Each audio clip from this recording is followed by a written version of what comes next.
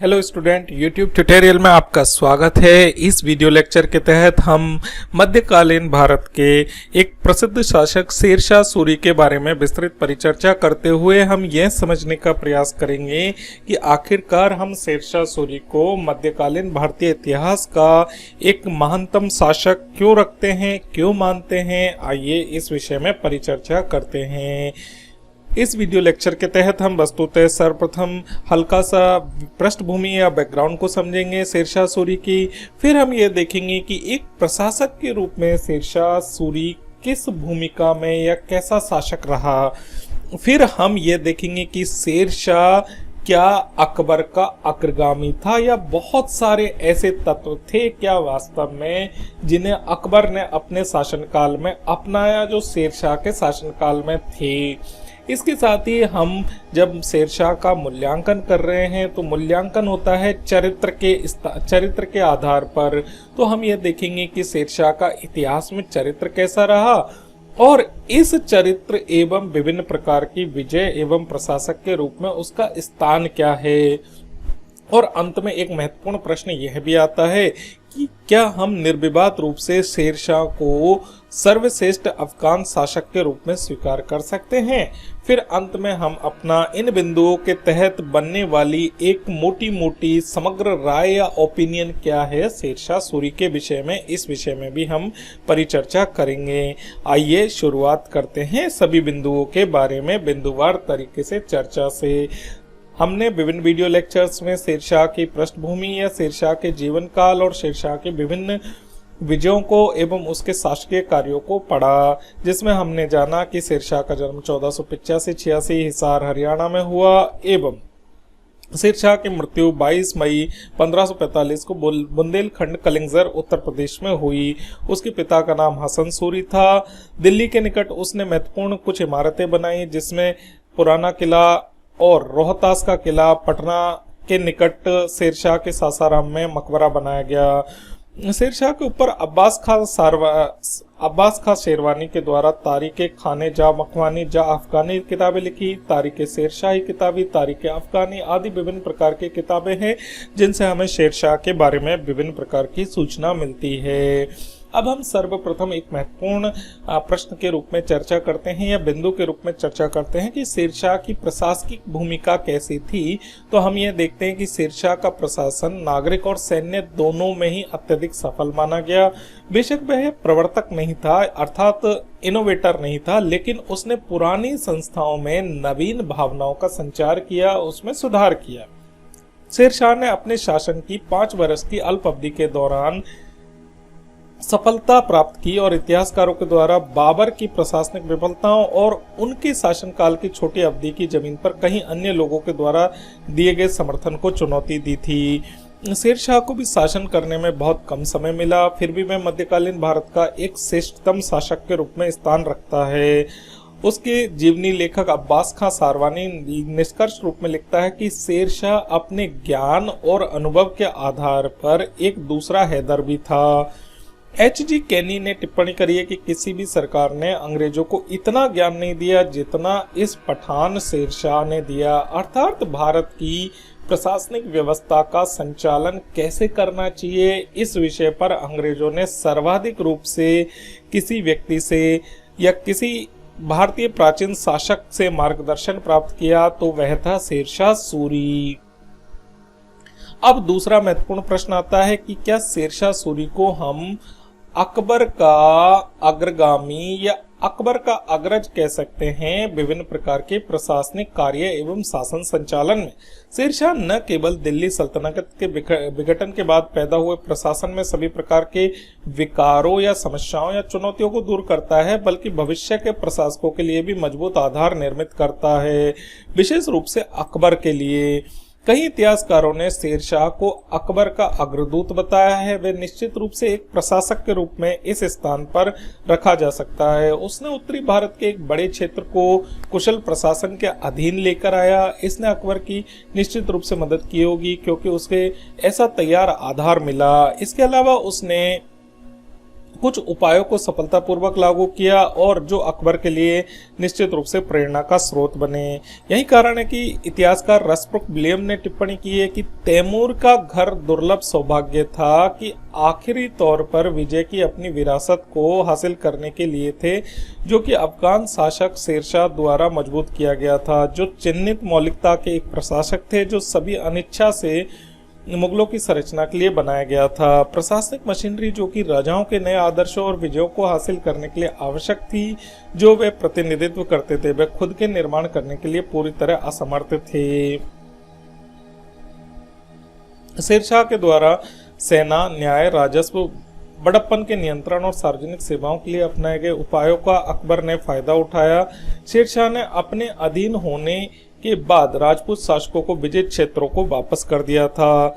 अकबर ने इस नीति का व्यापक परिप्रेक्ष्य में पालन किया। शेरशाह सामान्य रूप से अपने हिंदू विषयों के प्रति सहिष्णु रहा और अपने धार्मिक संस्कार जैसे मेले, त्योहार आदि करने की हिंदुओं को अनुमति देता था और उसने सभी के लिए समान न्याय को बनाए रखा।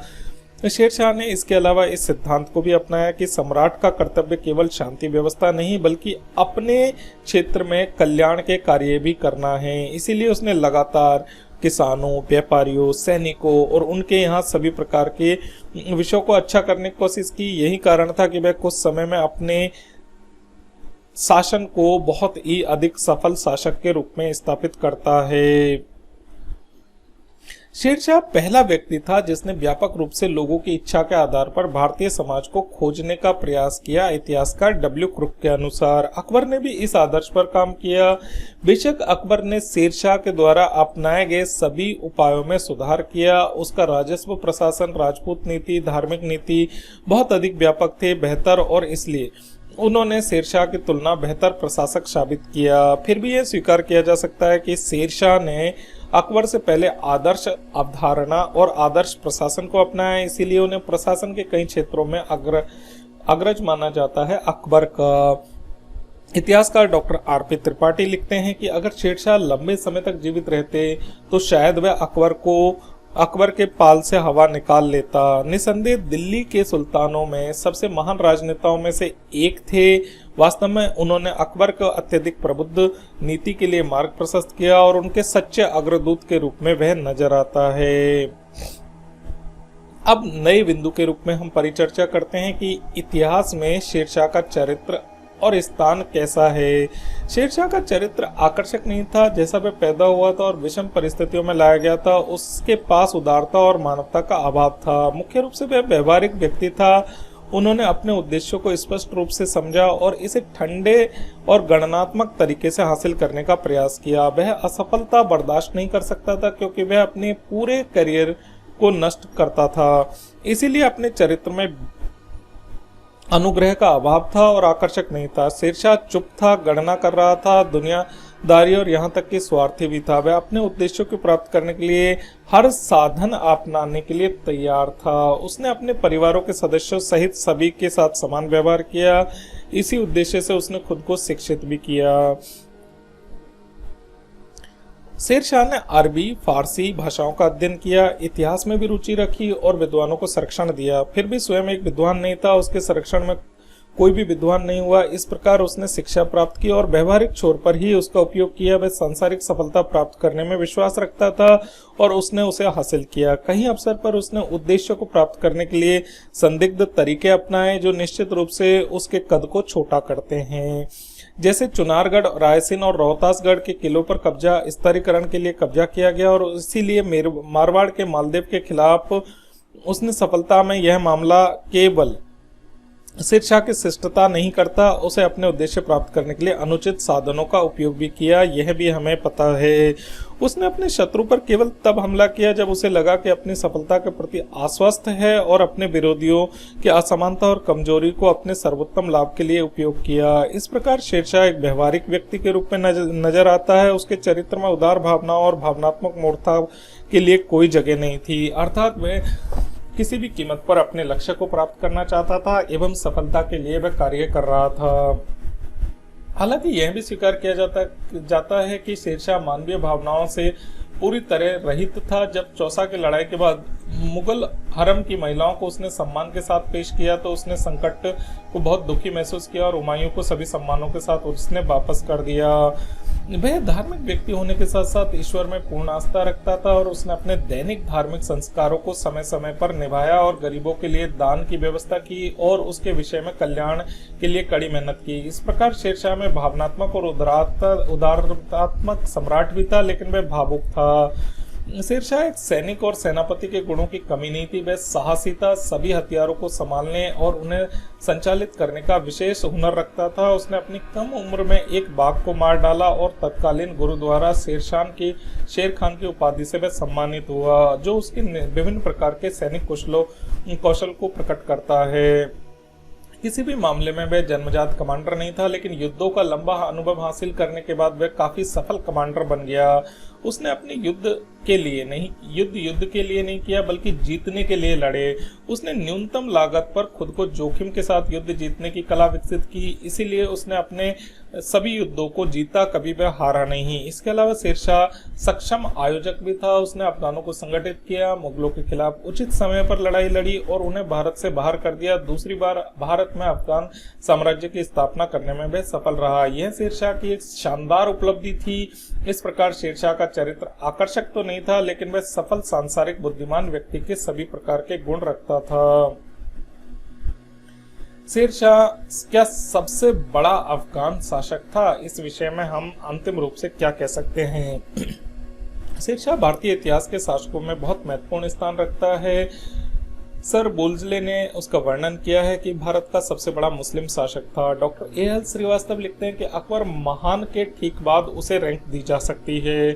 इतिहासकार डॉक्टर J.N. सरकार ने लिखा है कि शिवाजी और शेरशाह न केवल चरित्र और प्रतिभा में एक जैसे थे, बल्कि परिस्थितियों में भी एक तरह ही थे। Doctor R.P. त्रिपाठी ने लिखा है कि जो व्यक्तित्व शेरशाह के समय करीब आता है वह मराठा राष्ट्र के मास्टर बिल्डर शिवाजी का भी था। इस प्रकार मध्यकालीन भारत के शासकों में शेरशाह निश्चित रूप से सबसे महान नहीं, लेकिन निश्चित रूप से महान शासकों में से एक भी था। शेरशाह अपने जीवन में शानदार ढंग से सफल हुआ। उसकी पहली उपलब्धि नेतृत्व में अफगानों का संगठन था।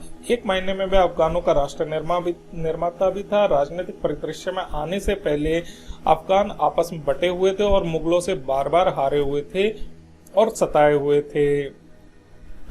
शेरशाह ने अपने नेतृत्व के तहत अफगानों को लाया, उन्हें एकजुट किया, प्रोत्साहित किया, मुगलों के खिलाफ उनके पक्ष में नफरत की भावना का उपयोग किया और उन्हें सफल नेतृत्व प्रदान किया और इस प्रकार उनके बीच एकता और उपयोगी उद्देश्य की भावना लाई गई।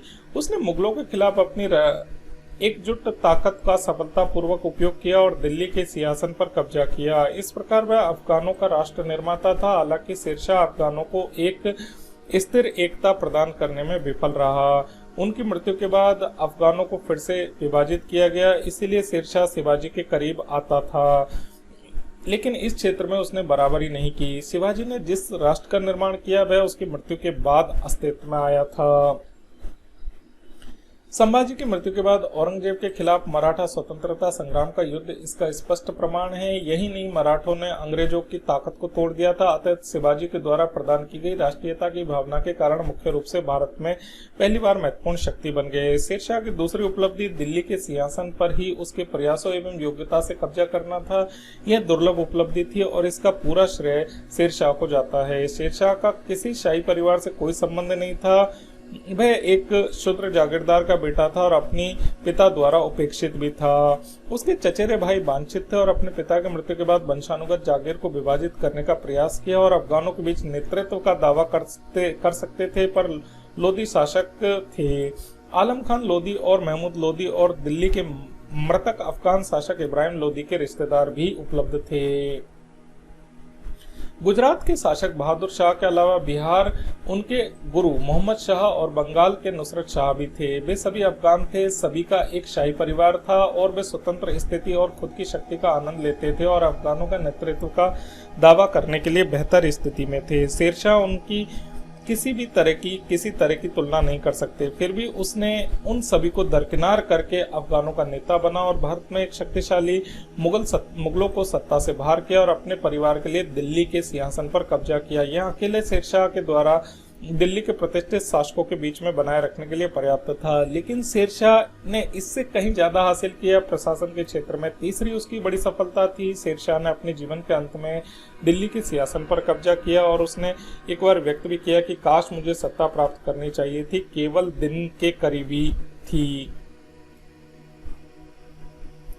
फिर भी उसने दिल्ली के सबसे सफल शासकों में माना जाता है। जहां तक प्रशासन का संबंध है, बेशक अलाउद्दीन खिलजी एक महानतम शासक और बेहतर स्थान रखता है और अकबर निश्चित रूप से उससे भी बेहतर स्थान रखता है, लेकिन फिर भी कोई और नहीं जिसके ऊपर उसका स्थान दिया जा सके। शेरशाह ने अपने शासन के कम समय में प्रशासन में जो सफलता हासिल की वह निश्चित रूप से अद्वितीय और प्रतिभाशाली थी। उसने मध्यकालीन भारत के सर्वश्रेष्ठ प्रशासकों में स्थान दिया जाता है, इसीलिए शेरशाह मध्यकालीन भारत के महानतम शासकों में से एक था और अफगान शासकों के बीच में वह निश्चित रूप से महान था।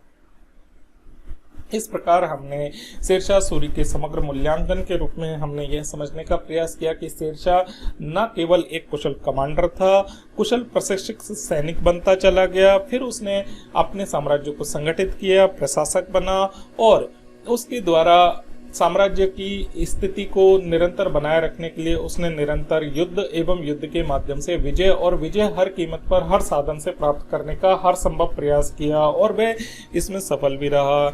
इस प्रकार हम देखते हैं कि मध्यकालीन भारतीय इतिहास में 3 शासक अत्यधिक महत्वपूर्ण रखे जा सकते हैं। सर्वप्रथम अकबर का नाम आता है, दूसरा नाम आता है अलाउद्दीन खिलजी का और मध्यकालीन भारत के इतिहास में तीसरा नाम आता है शेरशाह सूरी का और इनसे नीचे शेरशाह को नहीं रखा जा सकता है।